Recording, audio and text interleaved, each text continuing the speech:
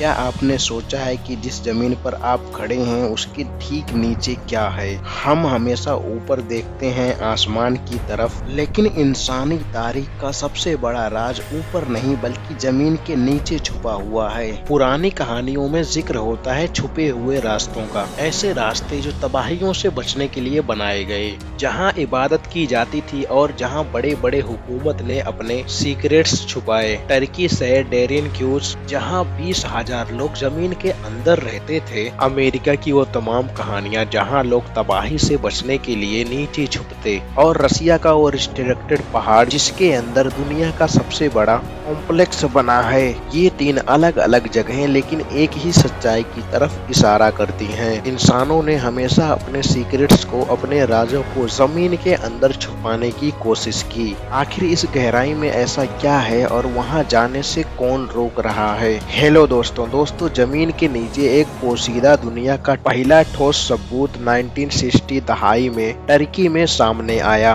कैपटोसिया में एक शख्स अपने घर की मरम्मत कर रहा था। उसने एक दीवार गिराई और उस पर देखा कि उधर फाउंडेशन के पत्थर नहीं बल्कि एक सुरंग थी। वो सुरंग आगे बढ़ती बढ़ती रास्तों से मिलती हुई जमीन की और गहराई में उतरती गई। उसने जो खोज किया था वह एक ऐसे शहर का एंट्रेंस पॉइंट था जो सदियों से बंद था, जिसका वजूद भुला दिया गया है। आज हम इस जगह को डेरन कुयू के नाम से जानते हैं। ये जमीन के नीचे तकरीबन 280 फीट की गहराई में मौजूद है और अभी तक जितना डिस्कवर किया है उसके हिसाब से 18 लेवल्स तक फैला हुआ है। आर्कियोलॉजिस्ट का अंदाजा है कि इसमें एक वक्त 20,000 लोग समा सकते थे, जहां फैमिली, जानवर, खाना और पीने की सामान के लिए जगह भी थी। आमतौर पे ये एक छोटे से कस्बे के बराबर था, लेकिन पूरी तरह जमीन के अंदर था। इसका स्ट्रक्चर और डिजाइन काफी हैरान करने वाली है। पतले रास्ते बड़े कम्युनल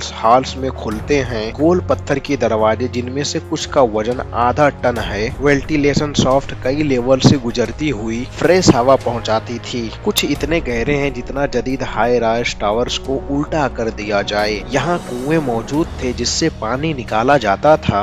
स्टोरेज रूम, किचन और छोटे चैपल सब कुछ वोल्केनिक पत्थर में तराश कर बनाए गए थे। डेरल कुयू जल्दबाजी में खोदा गया कोई आरजी शेल्टर नहीं था। ये एक मुकम्मल तौर पर चलता हुआ शहर था जो लंबे अरसे तक जिंदगी को बरकरार रखने के लिए बाकायदा इंजीनियरिंग किया गया था। पर इसे बनाया कैसे गया था ये अभी तक एक मिस्ट्री है। वोल्केनिक पत्थर में एक कमरा तराशना तो समझ में आता है, लेकिन लाखों क्यूबिक फीट तक पत्थरों को तोड़ना, कमरों को मजबूत करना, ऐसी एयर शेप काटना जैसे जो आज भी काम करती हैं, और ये सब कुछ सिर्फ हाथ के औजारों से करना बिल्कुल भी मुमकिन नहीं है। आर्कियोलॉजिस्ट का कहना है कि इसे 100 BC यानी करीब 2100 साल पहले खोदा गया था, लेकिन फिर भी वेटिल्सन सॉफ्ट्स की प्रिसीजन और हटाए गए पत्थर का इतना बड़ा वॉल्यूम उन औजारों से मेल नहीं खाता जो कहे जाते हैं उस वक्त सिर्फ इन्हीं से यूज किया गया था। कुछ इंजीनियर का कहना है कि आज भी ऐसे स्ट्रक्चर को काटना और बरकरार रखना एक बहुत बड़ा चैलेंज होगा।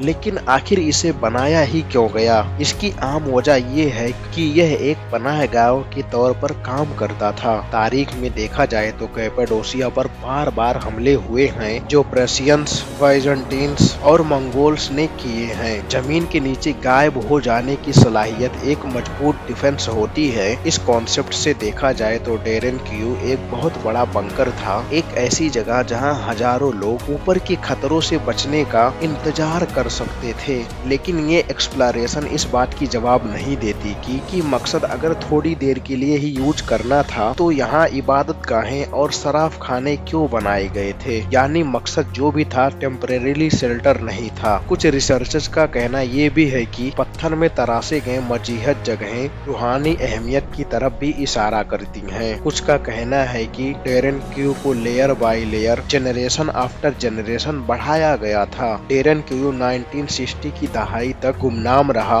इसलिए नहीं कि ये तबाह हो गया था, बल्कि इसलिए कि इसका एंट्रेंस पॉइंट बंद कर दिए गए थे। सदियों तक ऊपर रहने वाले लोगों को पता ही नहीं था कि कि उनके घरों के बिल्कुल नीचे सदियों पहले एक पूरा शहर आबाद हुआ था। यहाँ तक कि अब भी इसके कुछ रास्ते बंद और कुछ हिस्से ब्लॉक हैं। आर्कियोलॉजिस्ट को शक है कि यहाँ इससे भी गहरे लेबल्स मौजूद हो सकते हैं, लेकिन उनका नक्शा कभी नहीं बनाया गया। यहाँ के लोकल्स का दावा है कि ये सुरंगें मीलों तक फैली हुई हैं, जो डेरन कोयू को कैप्डोसिया में ही दूसरे अंडरग्राउंड सिटीज को आपस में जोड़ती हैं, ठीक वैसे ही जैसे आजकल के हाईवेज होते हैं, लेकिन अंडरग्राउंड। अगर ये सच है तो अब तक जो कुछ जाहिर हुआ है वो इस सिस्टम का सिर्फ एक छोटा सा हिस्सा है। डेरन कोयू शायद सबसे बड़ा और मशहूर हो, लेकिन ये अकेला नहीं है।